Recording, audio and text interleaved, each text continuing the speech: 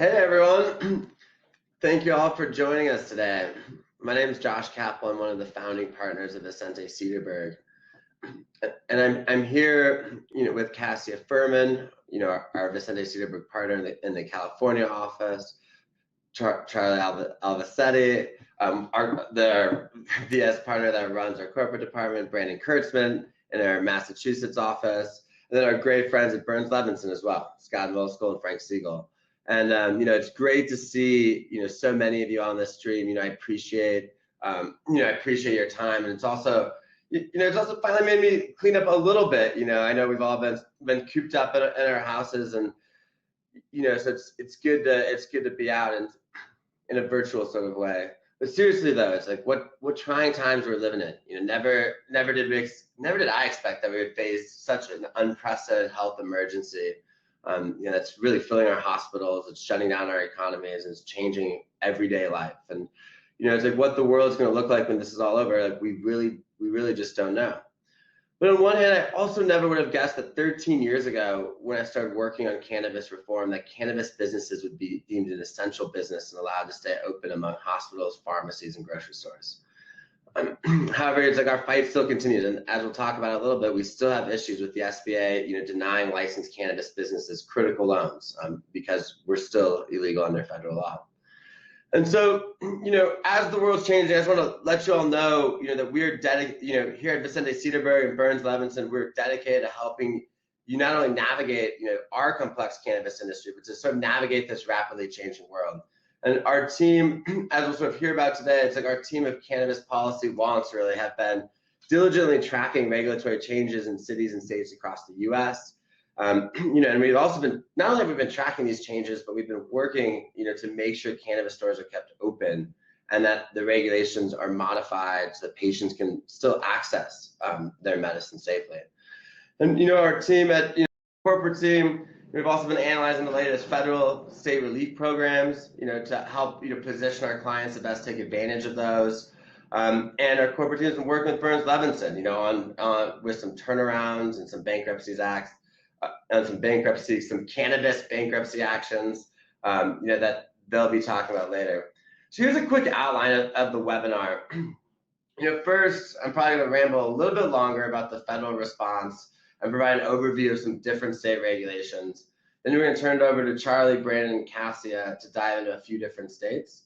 And then finally, our friends Scott and Frank at Burns are going to highlight some initial takeaways that every cannabis business should be considering in light of the current economic uncertainty. Afterwards, we will be taking questions. So please, in the chat, we'll be answering questions afterwards. And so in the chat right now, it really makes sense. And as you have questions, feel free just to put them in the chat. We'll be selecting a couple.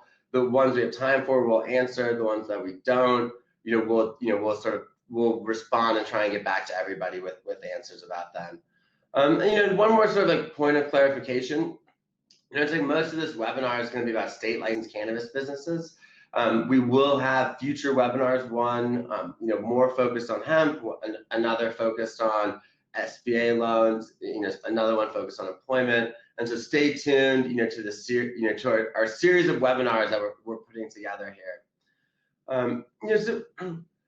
Good news though for a lot of our clients and for a lot of you listening, it seems that there have been a high number of sales of cannabis sales, and it's hard to decipher if those sales are based off of people just hoarding, or if cannabis is actually recession proof here.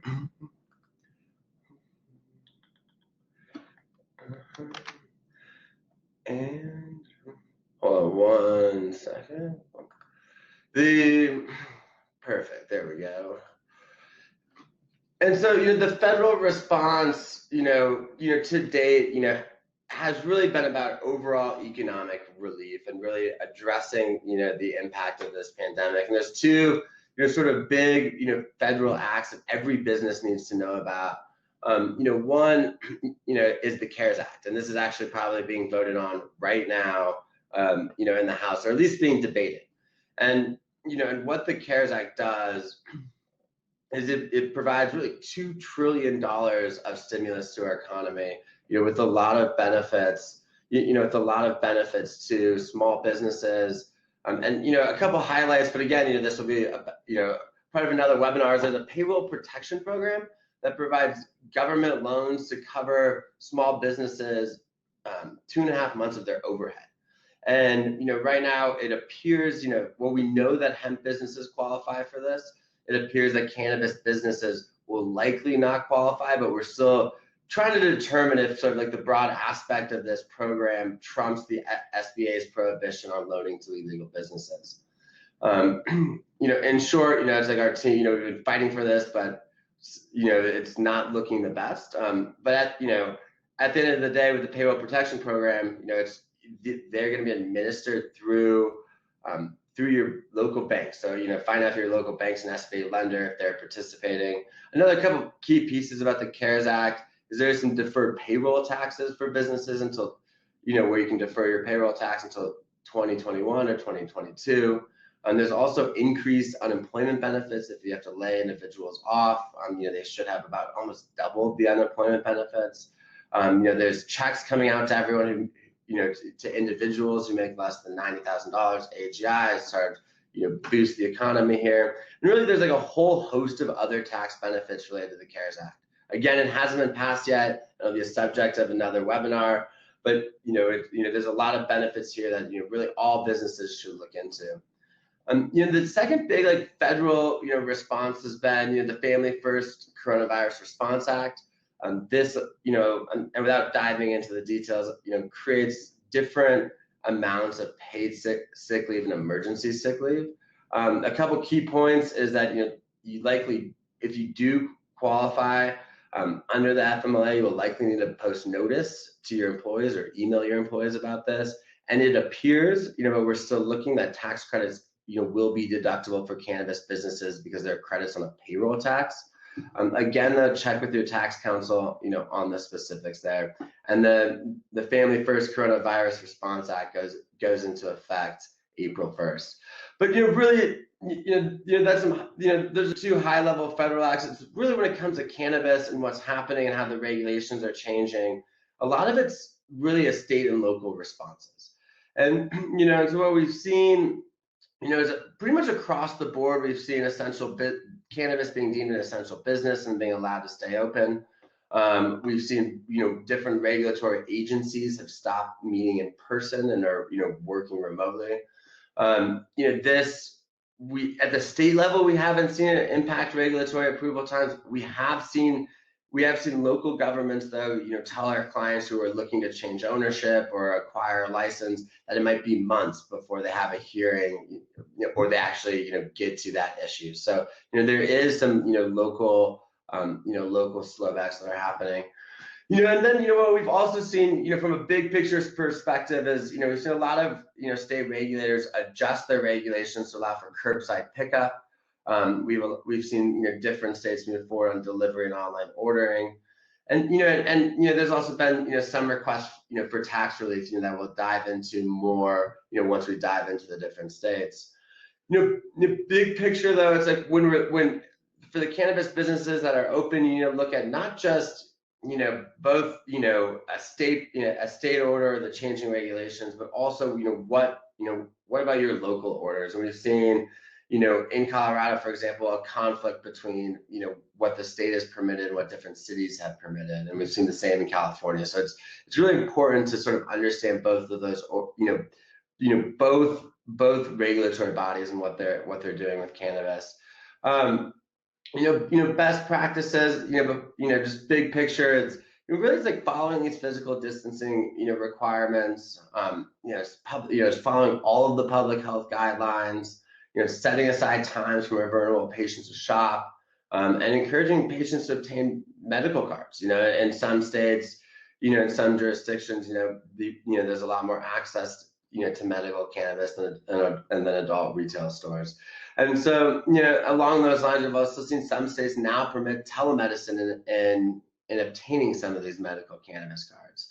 And so, big picture, we're seeing a lot of action at the federal level in terms of different stimulus and aid packages, and hopefully some of those will be available for cannabis businesses. They're definitely going to be available for lawful hemp businesses. There's a lot of employment concerns as we go through these uncertain times. And then we've seen a lot of regulatory changes happening as the regulators are adapting, and trying to change the regulations in light of these public health concerns.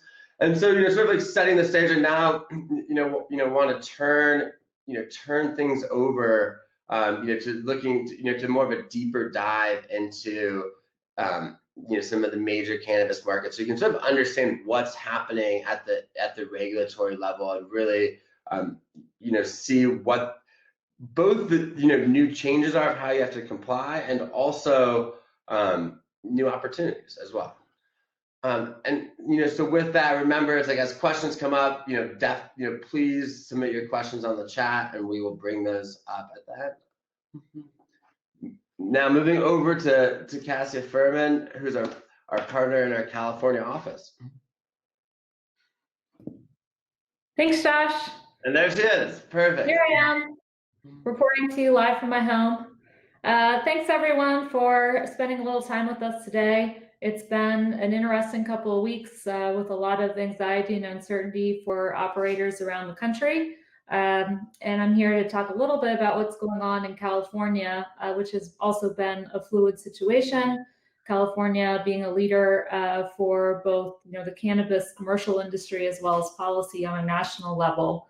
In California, we have an integrated adult use and medical supply chain already. And so I think that made the determination easier at the state level for cannabis to be declared an essential business without some focus on medical only licenses at the local jurisdictions, but largely adult use sales continuing, as well as the supply chain, which is already integrated, being able to provide products for both streams at retail.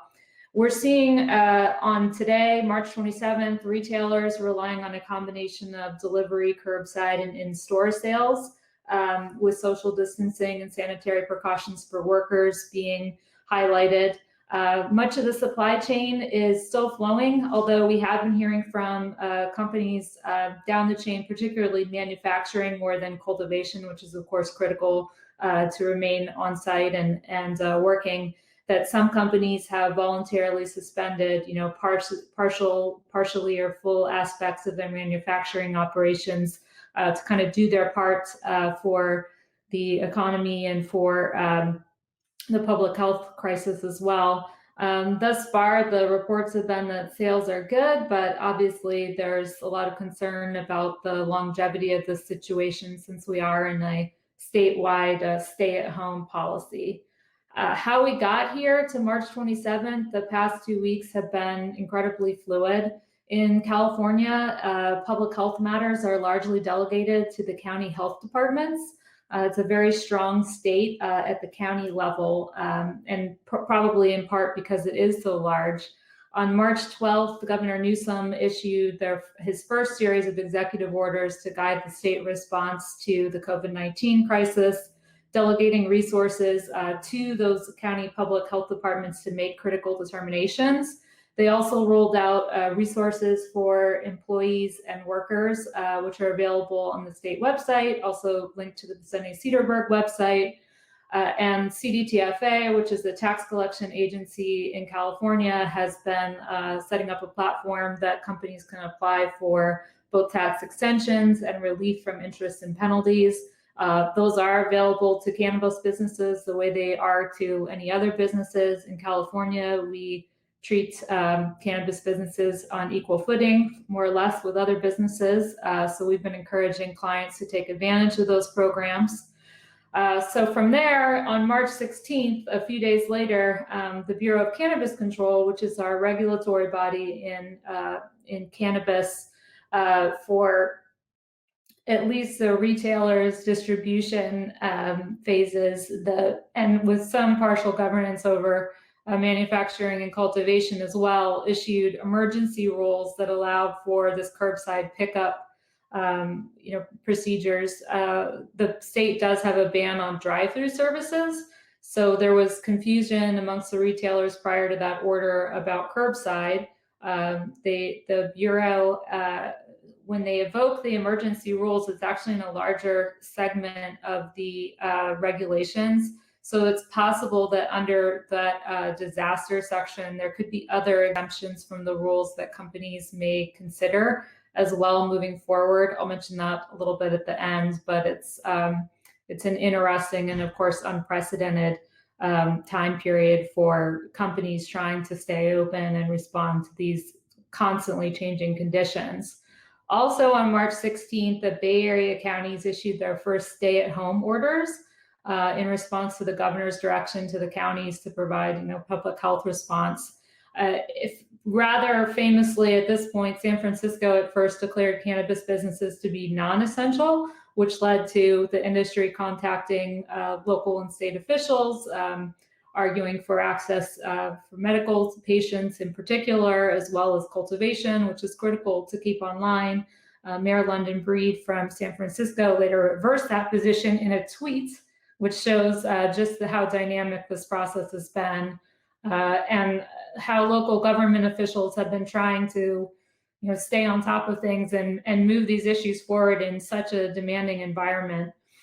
On March 19th, and here in Los Angeles, Mayor Garcetti issued a safer at home order effective until April 19th, and said that, in order to stay open, stores have to have a medical license, but sales are not limited to medical. So that's been an interesting dynamic around the state where you have this interplay between medical and adult use. Literally an hour or so after Garcetti issued the order for LA County, as everyone was scrambling, Governor Newsom then ordered a statewide stay-at-home order that's effective until further notice. That order originally referred to federal programming that, of course, doesn't mention cannabis as a business whatsoever, so there were some concerns about that interplay, but later CDPH at the state level confirmed that cannabis is an essential business. And so we've been operating largely under that context since the March 19th date. So it's been about 8 days so far. And only yesterday, the city of Berkeley issued a pronouncement that now they're going to prohibit curbside at the local level due to some public health concerns there. There's some movement to reverse that decision, but also some concern that it could spread to other portions of the state. And it just illustrates that this is a dynamic situation, and public officials are under siege and have some very challenging public health decisions to make about how to protect the greater good here. And we as a cannabis industry can do a lot to band together and speak with a unified voice to demand access for patients, but also to safeguard the health and safety of our employees. Just hearing from folks in the field in terms of challenges and tips for operators. Employee morale and health is the central issue of the day. These folks working in the shops in particular, but also throughout the supply chain are frontline essential service providers, same as folks working in grocery stores, etc. This is not a situation that any of them anticipated being in up until now. And that's a stressful situation for both employers and the employees, obviously. So to employers, consider employment law issues as you're, dealing with the employee concerns. Monitor there's a lot of resources out there, both OSHA and at the state level, for guidance for employers related to COVID-19. Follow those directives. We've been hearing a lot of reports about payments to vendors just not happening. And, obviously, in order for the supply chain to keep going, it's important for, people to continue to get paid. So I think that's, sort of an ongoing concern moving forward. And again, mentioning the disaster relief requests and the Bureau regulations, just considering if there are aspects of your business that may be, difficult for you to effectuate during this time period. Are there other things that you can submit a request to the Bureau and ask for a waiver, or just let them know that it's going to be impossible for you to do?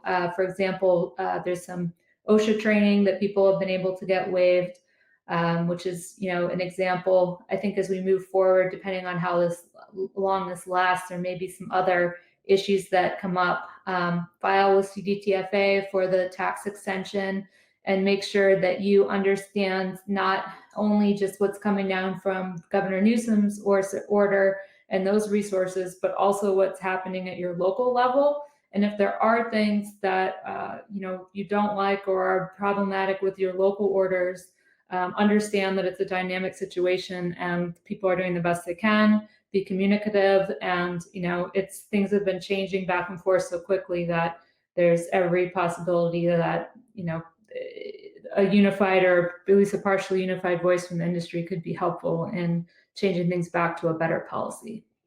So with that, I'm going to turn it over to Charlie and Colorado update. Thanks all. Thanks, Cassia. So I'll give the update here on Colorado. I'll just switch the slide to Colorado. So, much like California, a lot of we're in an extremely fluid situation. So a lot of the same sort of pointers and caveats apply, which is that we've gotten sort of differing directives and it's been an evolving process. So what I'll talk through is, we've gotten a series of executive orders from the governor, and we've also seen localities issue bulletins that are relevant to the industry. In particular, we'll talk about Denver. Denver has issued a stay-at-home order, which is pretty relevant for cannabis businesses, because a great deal of the not just dispensaries, but grow operations and manufacturing facilities in Colorado are located in Denver, though there's also been actions from other localities that we can talk about. So, here's kind of the chronological update of what's happened. We first got a series of emergency rules issued by the Marijuana Enforcement Division, the MED, sort of the primary regulator for cannabis businesses here in Colorado, which addressed concerns specific to this new environment. So in particular, they reiterated, one, these businesses are expected to follow public health orders. Two, they suspended the requirements to apply for a modification of premises and receive approval if the changes are made to effectuate social distancing measures, which is important because it previously took a great deal of time to get a modification of premises approved. So that's very helpful. The requirements to submit fingerprints for owner licenses are temporarily suspended. We can talk about that in a second, how we expect this to impact corporate transactions and changes of ownership. And then the big change in terms of what's customer facing is that it permitted online and phone ordering as well as curbside pickup. Now, so under the previous rules, you were not allowed to take sales online. Now, under the new system, you can take a sale online, you can't ship it to the customer, you can't deliver it to the customer. Delivery is still requires separate licensure. They have issued one delivery license in Colorado and Boulder on the medical side, but there have been no changes as a result of the coronavirus that impact delivery. However, you can now take an order on the phone, take an order online. Obviously, the payment processing issues are still in effect, but you could now take payment through an online portal, and the customer can just come and pick up the product. Now, the complexity comes here is that there were emergency rules issued effectively immediately after a new order from the governor came out. The rules were written sort of in advance of the executive order from the government. So the interplay between the executive orders from the government and the Marijuana Enforcement Division rule updates have sort of shaken out over time. And, so I'll just give you the sort of the key takeaway point, which is that the governor's update clarified that retail, so adult use, can only be curbside, statewide, subject to local jurisdictions. So a medical store can remain open, people can go into the licensed premises. However, an adult use store can only do curbside. And that created a lot of question about sort of what does curbside mean, particularly for stores that face busy streets and don't necessarily have a parking lot or any kind of private area they could use for pickups outside of the store. And then to complicate matters further, Denver on March 23rd came out with a stay-at-home order that initially shut down adult use medical stores. So they said medical is essential, it can remain open, but adult use has to get shut down. There was and that also included liquor stores. So it's relevant for these purposes because there was immediately a run on liquor stores and adult use dispensaries. I was looking out the window and I could see the line sort of stretch down the block for the dispensary next to me. Then via tweet at the end of the day, Denver walked it back, and I'll just read this to you. The order has been updated with the following changes. Liquor stores with extreme physical distancing in place will be exempt. All marijuana stores with extreme physical distancing in place are also exempt. So as it stands now, adult use stores are still open in Denver, but they can only do curbside pickup. Then we subsequently got update from the regulators that said, a little bit more detail about what curbside is. And they basically said you could do what amounts to a takeout window. So, you can go to the store with extreme physical distancing in place and, place your order at the front. They'll get it for you, give it to you, and then you leave. So it's like a takeout window. So it remains to see how that impacts sales, because prior to this Denver order, everyone was reporting record sales. One other important update in Colorado is that telemedicine has now been allowed. So we're encouraging businesses to let their clientele know that, if adult use were to be shut down, if Denver were to reverse course again, one option is you can go and through telemedicine attain a medical marijuana card to get your medicine. So that's something that is important for everyone to realize. And, I'll just reiterate what Cassie said again, is it's an extremely fluid situation. We don't know what's going to happen next. And there are changes at both the state level and at the local level that we continue to monitor. And with that, the updates on Florida, there's really not a ton to say on Florida. It's a little bit simpler. So, one, as with other states, we've been seeing sales having been reported as significantly above average statewide. Two, we have not gotten Department of Health guidance. The DOH in Florida is the regulator for medical marijuana. They have not provided guidance to licensees. So it sort of is business as usual with the, sort of with the general guidance provided to the business as a whole. There's nothing specific to marijuana.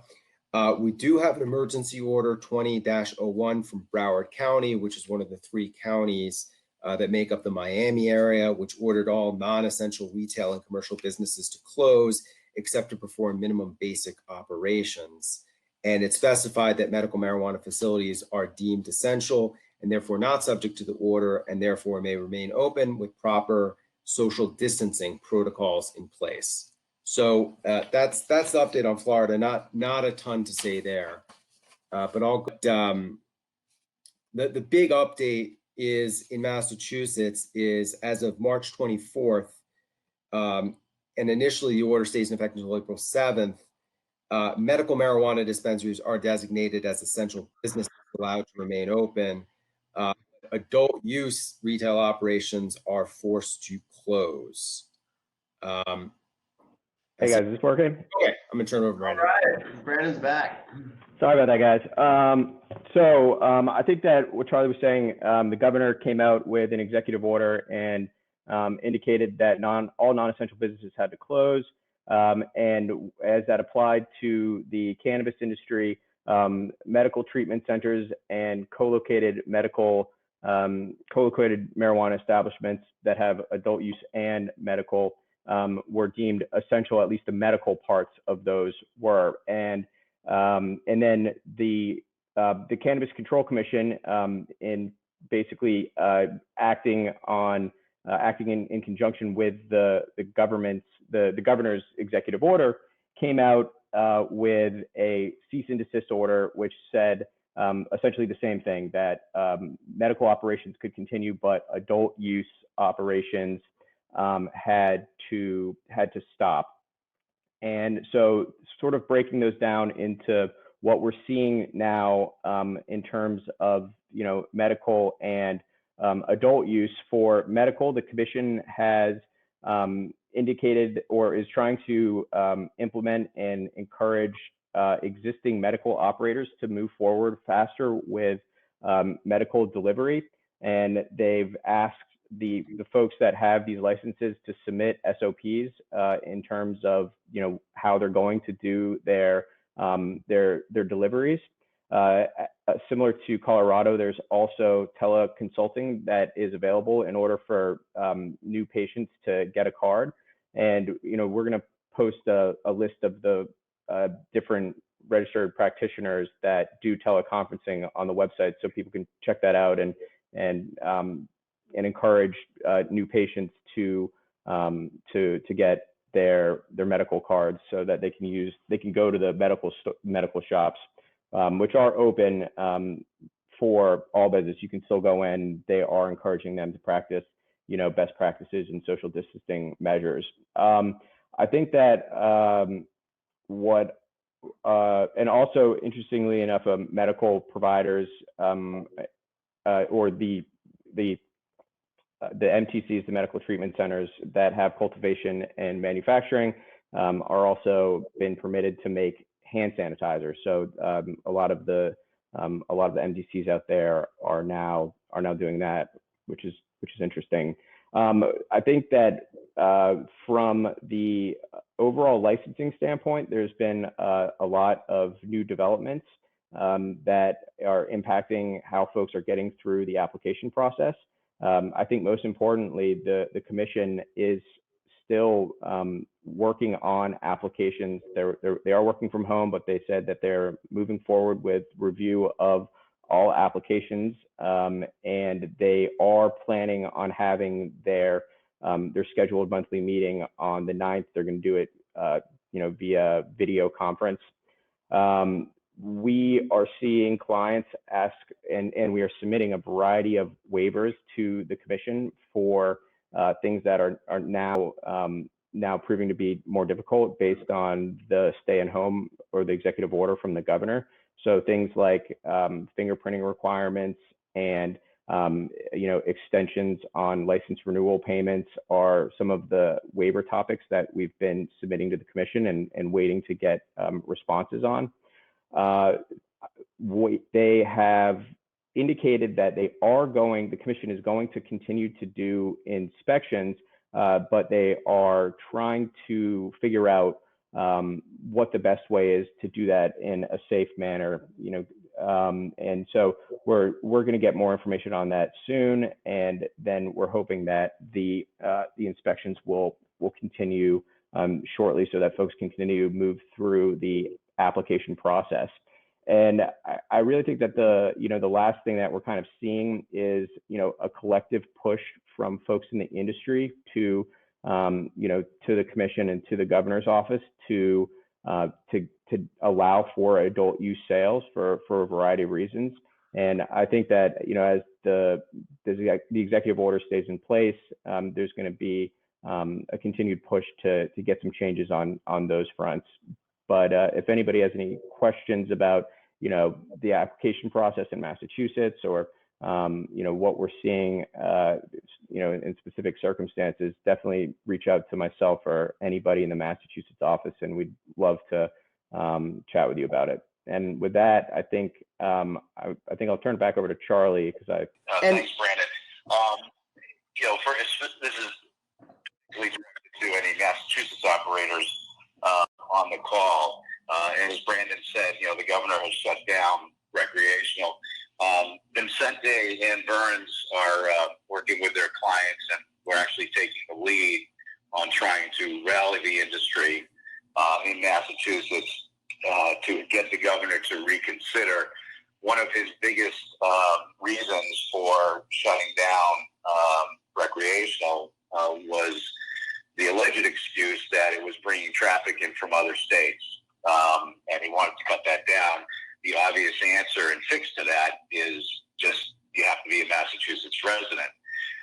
So we are mobilizing the industry to try to get the governor to reconsider this. Also, treating package stores differently from retail recreational certainly isn't justified. But there are other issues with veterans, people who don't have medical cards, who don't want to get medical cards and be in the system. So there is a big push for this, but it's important if people are doing business in Massachusetts to reach out to Vicente, reach out to Burns and Levinson, or your own attorneys, state representatives. And we really are trying to mobilize everybody because this is such an important issue and the ramifications are significant. So I just wanted to pass that along. Yeah, thanks, Frank. And so I'm going to turn it over, back to Frank and Scott Moskal from Burns Levinson, talk about economic uncertainty.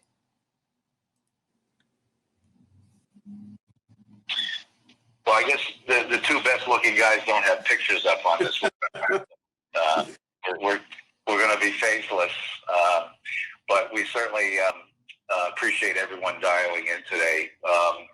Scott and I, besides spending most of our time in cannabis, we do a lot of restructurings and have been through a number of recessions, turnarounds, serious economic scenarios like we're facing today. And our goal is just to give you an overview of what you should be thinking about and how to deal with this situation. We don't have, as people on, prior speakers have said, we're not going to have the benefits of certain federal stimulus packages. That's going to put extra strain on our businesses. There might be some state relief, and people should be looking at the state level to see what relief there can be. Massachusetts is going to be particularly hard hit by this, as Brandon and I were talking about. If we don't get recreational turned around, we could be looking at losing 4,000 jobs, significant revenue and tax income. So we wanted to just highlight some of the things to be focused on, and I'm going to turn it back to Scott to kick that off. Hey, everybody, and thank you, Frank.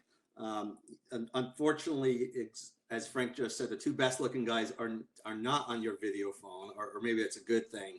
But we want to just take a few quick moments to talk about some 5 quick takeaways that folks should start thinking about during this unfortunate time.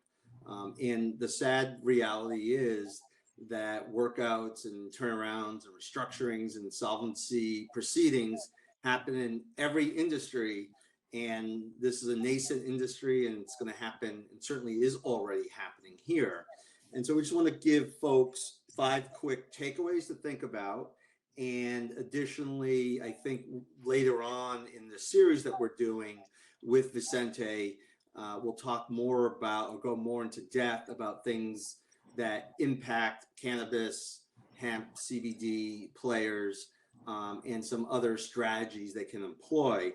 But I think in terms of takeaway number 1, it's the show must go on. And in that, folks cannot put their heads in the sand right now. As Charlie mentioned, and as everyone has mentioned, the various regulators are still working. Medical marijuana facilities, and in some states, recreational dispensaries are still open. And now's the time to really figure out what you can do to address any uncertainties in this economic environment.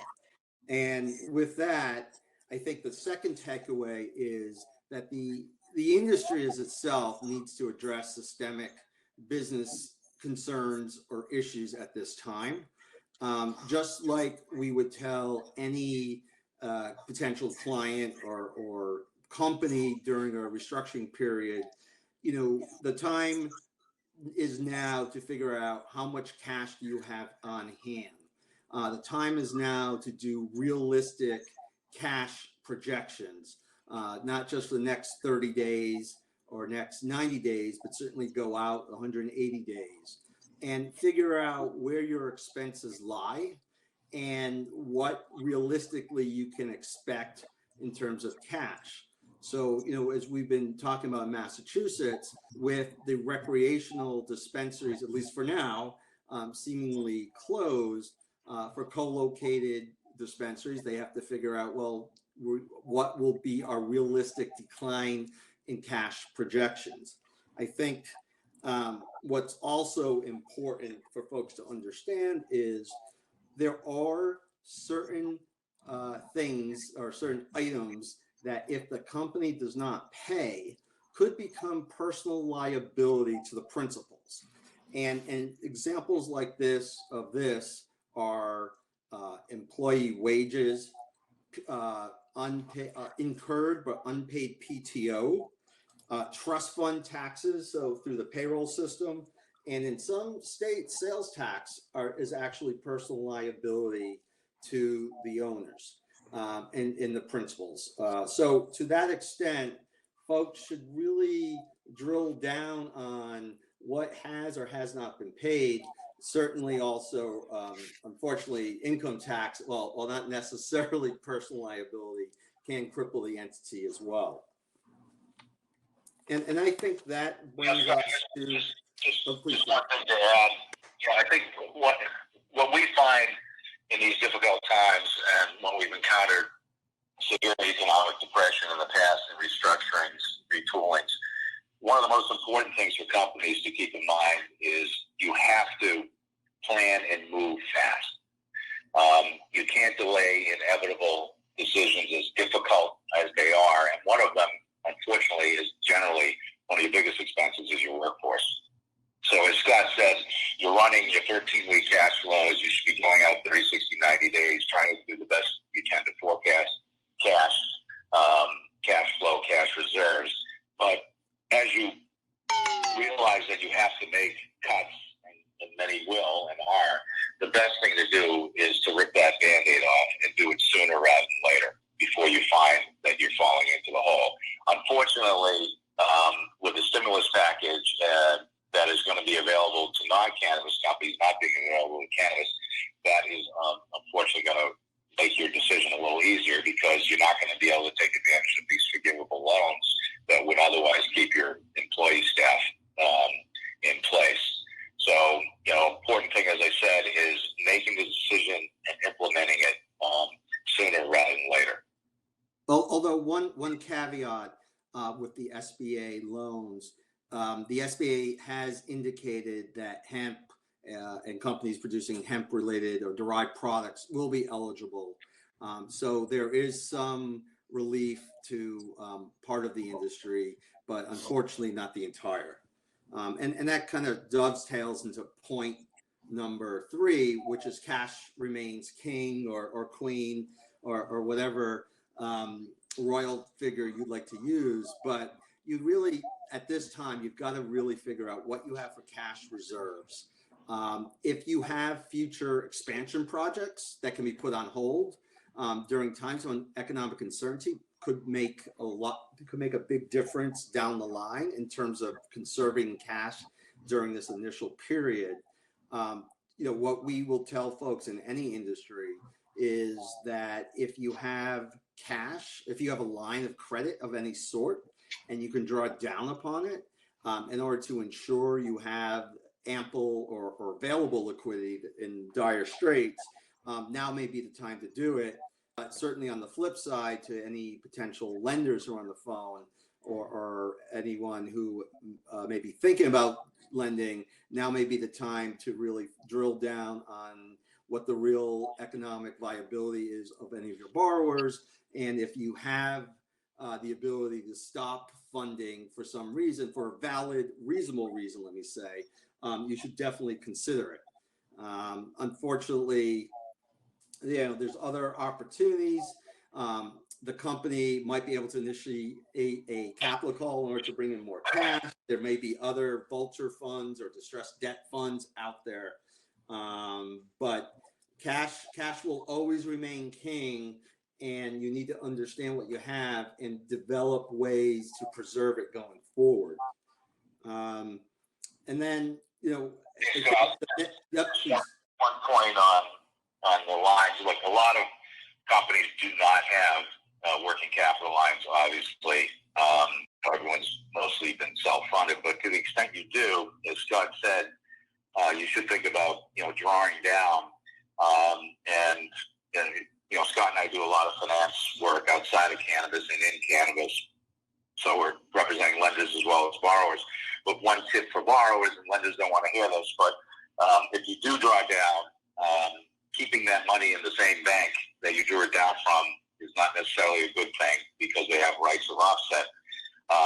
And if you do draw down and you're concerned about your employees, I would stick that money into your payroll account because payroll accounts can't be offset by lenders or creditors.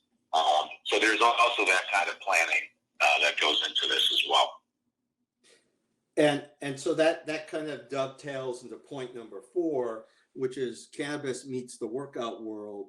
And there are a lot of workout professionals, and I'm not just talking about the lawyers, but there are a lot of workout professionals out there who have gone through several recessions and understand how restructuring, how debt restructuring or organizational restructuring can really assist the company. And so in these times, there are groups out there, and folks may be should think about, should they bring on a financial advisor to help deal with to create realistic cash flow projections, figure out where cuts can be made logically, and what would make sense for the long-term viability. There's a lot of, unfortunately, other types of workout situations. Most of them involve sort of the final end, whether it's a state court receivership or some type of out-of-court workout.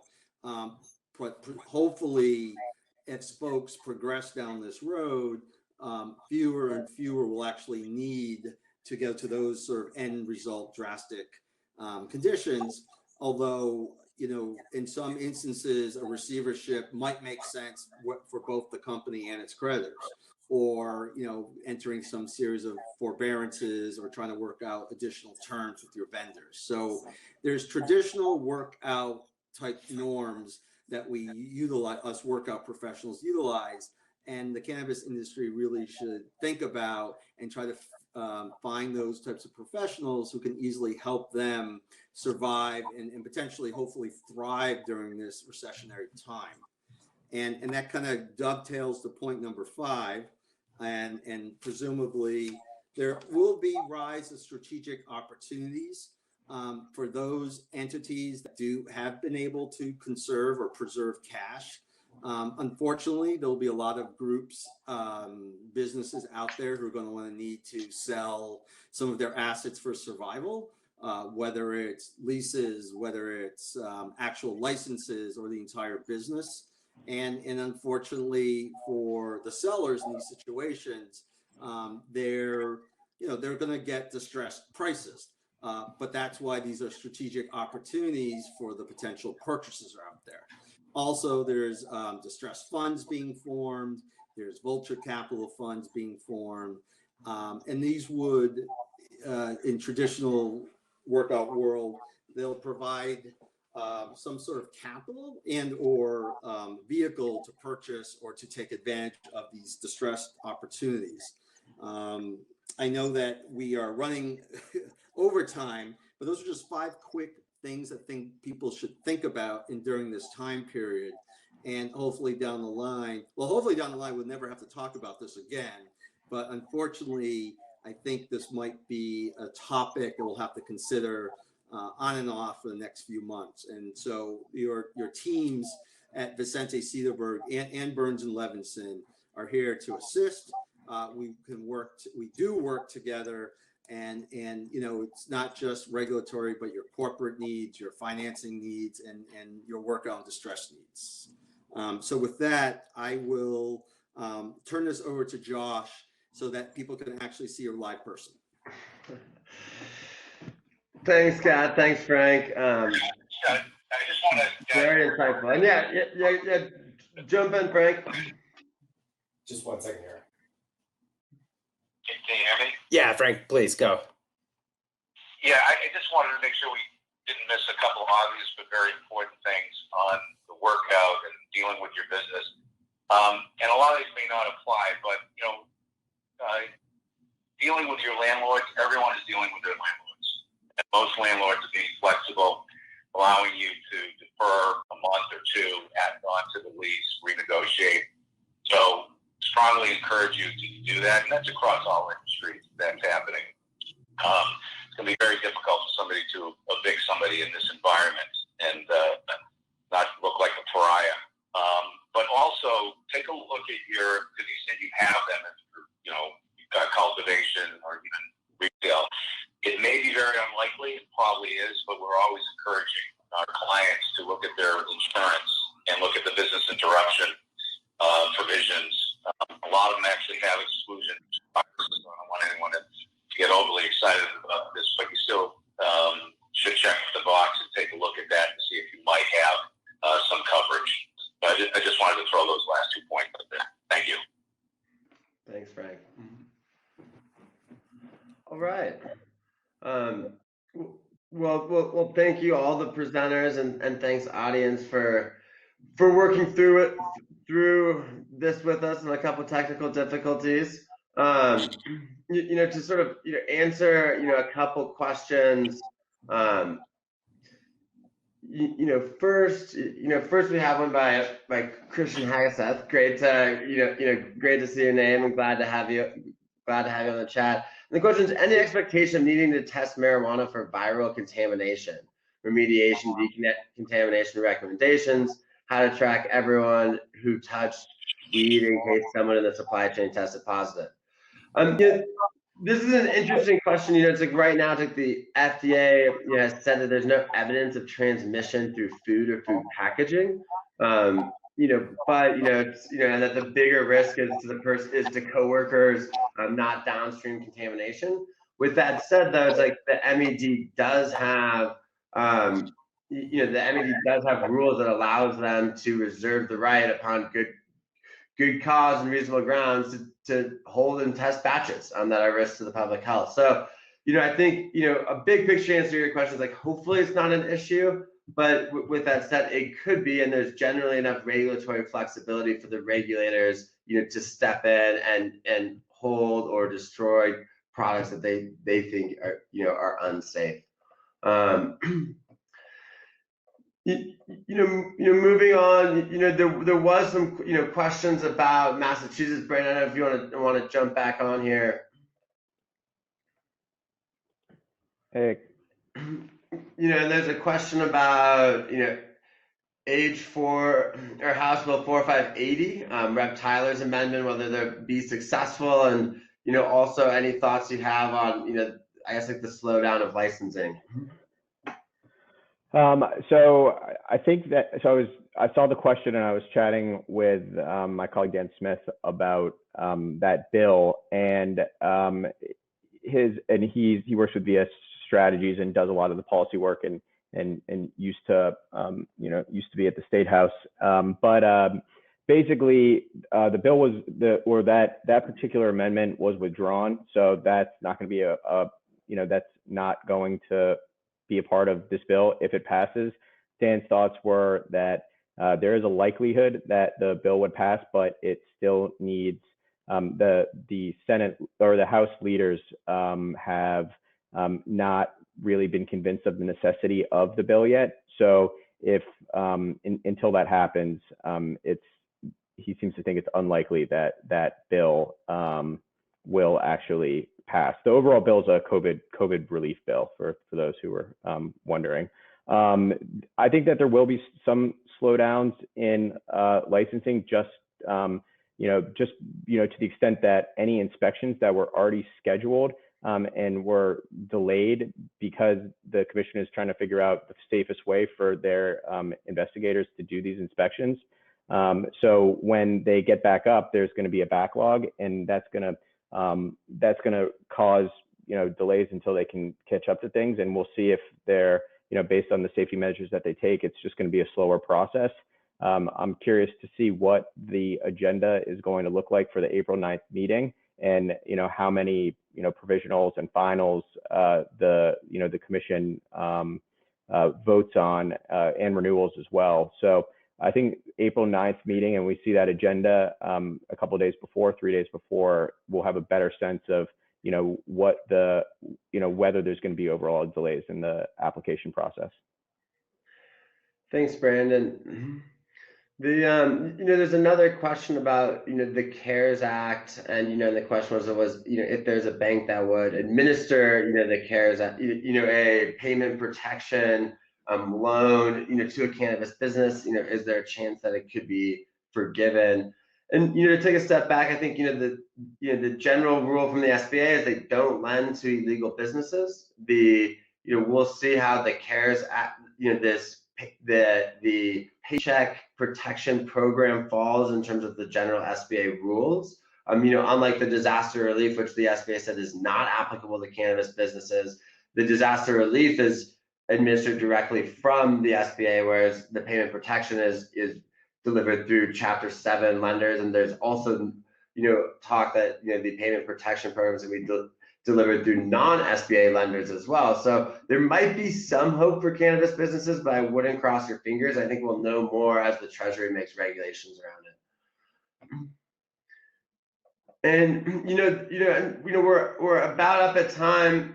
I think the last question I'd like to land on, and Cassie or Charlie, if you want to jump in, is do you think that the COVID-19 is going to increase federal legalization or accelerate cannabis reform?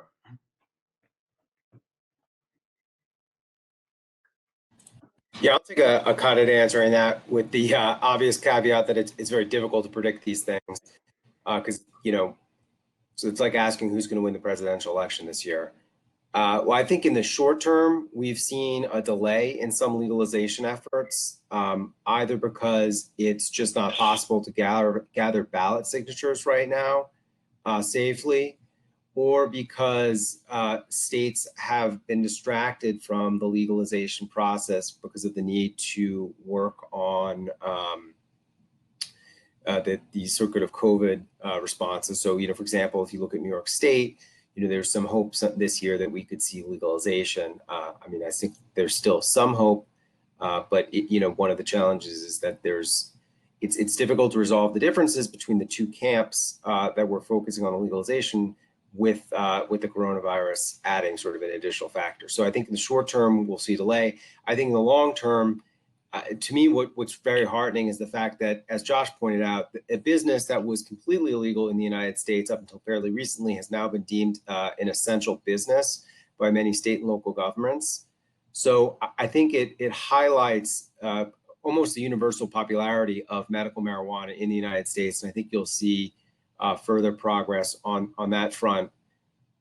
So I am hopeful that in the medium to long term, it does speed up legalization. Fantastic. Thanks, Charlie. Well, we're a couple minutes over, so I want to thank all of our participants, Burns and Levinson, and everyone who joined us. Please stay tuned. There'll be additional webinars. We are all available working out of our home offices to help you navigate both the CARES Act and federal stimulus and each state and city regulation and and workouts with your landlords and any other issues that you're facing right now. Don't hesitate to give us a call. For those who have sent questions that we haven't got to, we'll try and respond to you guys individually. So again, thank you. Thank you everyone. Stay safe, wash your hands, and stay tuned for another webinar.